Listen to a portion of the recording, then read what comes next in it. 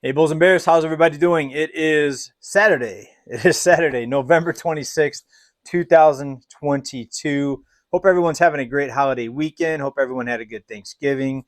Actually, I did put a couple reports out yesterday. Today, let's get back into some of the major news as far as your money. Is it safe in these institutions? Is it safe in the banks? Well, look at FTX. They filed for bankruptcy. FTX, the crypto exchange, is just like a lot of the banks. Of course, there's differences because it's crypto, but what is similar between FTX and all the banks is they're using your money that you deposit in the bank. They're using that to invest. They're loaning it out, many multiples of how much money they have in the deposits, right? So that means if a lot of people go bad on their loans all at once, or if too many people at once want to get their money out of the bank, they will not have the money. Most of it's digital money, anyways. 90+% of the money in circulation right now is all digital. So you could say circulation, it's on your phone, it's on your computer screen, but it's not real money. That's because the whole economic system, the whole monetary system, is based on fraud that 99.9% of the people have no idea that's even happening. Otherwise, there would be people in the streets, people revolting, but nobody understands, nobody knows, and nobody pays attention. People, instead of watching football and being entertained, and I like being entertained. I like watching football. I think it's fun. But to not know the basis of our money, it's just a fraud that's happening everywhere you look. But every once in a while, something happens where it makes you realize that your money can be gone just like that. Your money is just digits on a screen with a company, with a corporation. And if that corporation files bankruptcy, your money's gone. Now, yes, you could say FDIC is going to pay you back. One, ask yourself, how soon will they pay you back, if they pay you back at all? And two, ask yourself, even if they intend on paying you back, do they have the money? Right? Do you really think there's a vault somewhere with gold and silver or a bunch of paper money or dollar bills and coins? Of course, it's not there. It's in a digital realm somewhere. So yes, they could say it's there. If it's not there, they can type it in. But do you trust the powers that be that are allowing this monetary fraud to happen? Do you trust the powers that be to pay you when these banks, if and when these banks fail? Now, I do think that we're going to see more failures. FTX is just the tip of the iceberg. Now, some people write to me and ask, JJ, if they can just create endless amounts of money, why don't they just give the money back to FTX so they don't have to file bankruptcy? Well, that's the thing. They get to pick and choose the winners and the losers. And FTX, they were using money for all kinds of things. But the people at the very top, they ended up very, very wealthy. And it's the same with the banks. If you look at the people at the top, the CEOs, they're very wealthy. Bottom line is be careful who you bank with. My recommendation, and I don't give advice, what I'm doing is I keep some money out of the bank. That's why I always say silver. Keep on stacking silver. And it's not just because it's out of the bank. It's because that when this system finally fails, and there's going to be a lot of pain, there's going to be a lot of financial, economic pain for millions of people, and millions of people may not even make it through what we're going to see here in the coming years. But when this system finally fails and gets recognized as a failed system, as a failed, the entire structure just is wrong. It's destined to fail. It was designed to fail. It was designed to put you and keep you in debt forever. Now, not everybody's in debt, but no matter who you are, you're always going to be paying something. Even if you pay everything off, there's still the cost of living, cost of food, energy, etc., that you're going to have to continually pay. And if those costs go continually higher, you're always going to need a source of income from somewhere. And if you have it in savings, I hope it's going to be safe. Will it be there? But let's go through some news here. And we're talking about first Black Friday sales. Supposedly, and I say supposedly, set a new record. Because why do I say supposedly? Well, we live in a day where you have to question everything. Now, it's always been like that. I always recommend questioning everything. Don't just believe one news source. Do your own research. Look at different sources. Black Friday online sales topped $9 billion, a new record. So wait a second. People are spending more. Yes, things are more expensive in most areas. But if people really we're shopping that much more? Why is FedEx laying off people? Why is Amazon announcing 10 plus thousand layoffs during the holiday shopping season?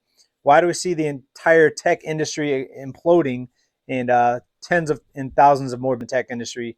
With all this happening, people are really breaking records now, record spending sales on Black Friday. So if it's true, maybe it is true. Maybe that's because everything's so much more expensive than it used to be.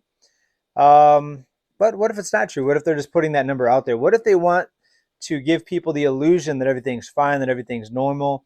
In the background, we have several institutions on the verge of bankruptcy, just like FTX. What if that's the case? Wouldn't surprise me at all. And also, if people were doing so good, why do we have to continually expand these forgiveness programs?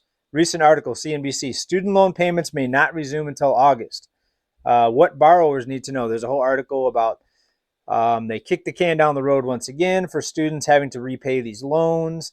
Again, if everybody has all this money to spend and record holiday spending, why can't students just repay their loans? Why can't they just resume this?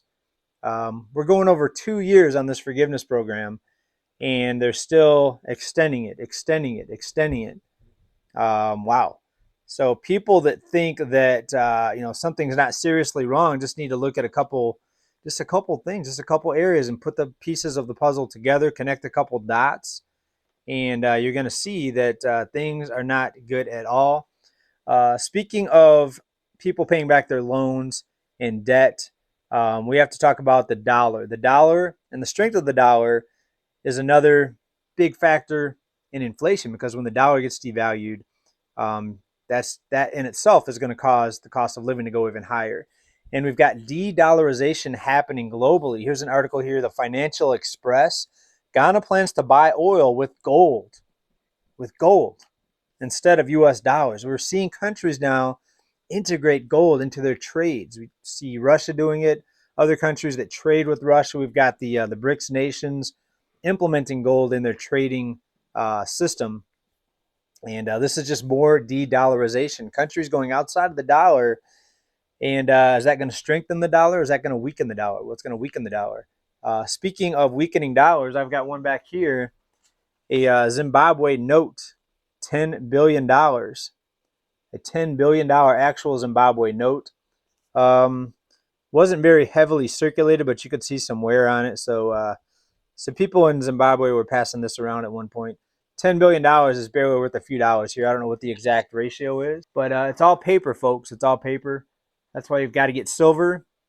I still buy my silver from the same place I've always bought it from. That's SD Bullion. I've got a link down there if you guys want to pick up a few ounces. I like the 1 ounce coins and the 1 ounce bars, because those are going to be more easily tradable and more easily, you're going to be more easily able to barter things, right? If you have a 100 ounce bar, you're going to have a hard time finding something. You might be able to eventually get a car with that, but do you want to just buy big things, or do you want to make small purchases here and there? Ultimately, when this system fails, when the dollar completely implodes, we're going to see silver in the hundreds of dollars. I think even $1,000 is not unrealistic, because we're going to have to go back to sound money at some point. I know it sounds crazy now, but just wait. We have severe manipulation happening right now with silver, and I really should get more into that, how it's being manipulated with derivatives. And what's happening with silver is the physical silver is getting its value from the paper value, from the derivative. But it should be the opposite. The derivative should get its value from the physical. But when people see such a low price on the screen, on the paper markets, they're not going to pay that much more for silver. But even if you look at physical silver, though, it's hard to get silver for the spot price that they're saying it's worth. And it's just going to continue to rise from here. I can't see it going much lower. It got in the 17s for a while. I'm sure they can manipulate it back down with derivatives, but ultimately that fraud, I think, is going to be exposed, just like the FTX fraud, the entire crypto fraud. Now, some people are saying, JJ, you told us that you traded crypto, invested in crypto. Sure, I invest in stocks too. I think stocks are a scam and a fraud too. At least with stocks, there's a company behind it. But stocks can be ran up and ramped down. There's pumps, there's dumps. There's companies that put out news in order to pump up the price, and they sell when a bunch of people buy in. The whole thing, it's a rigged It's a rigged financial scheme, and that's why you see 90% plus of people that trade stocks, like day traders and people that do very frequent trades. 90% of them lose money, and that's why, because it's you can flip a coin and be right 50% of the time, but ask yourself, why do 90+% of people that trade stocks lose money, right? It shouldn't be too hard to figure out, right? So we're going to wrap this one up here, folks. That's kind of the main news that was out there today that I wanted to bring to you. Hope everybody's doing well. Happy holidays for those that celebrate. For those that don't celebrate, hope you're having a good, hopefully, time off. Hopefully not working too much, and hopefully not too stressed out with this economy where apparently everybody's rich and everybody's got money to spend, and record Black Friday spending, all these people shopping online. But then we have layoffs too in the background, and students still need their loans pushed back even farther. So if everybody's got so much money, why are these things happening, right? So interesting, folks. Please let me know what you think down below. I'd like to hear from you on this. Thanks for being here, for supporting this channel. Big love to every one of you. Bye for now. Peace.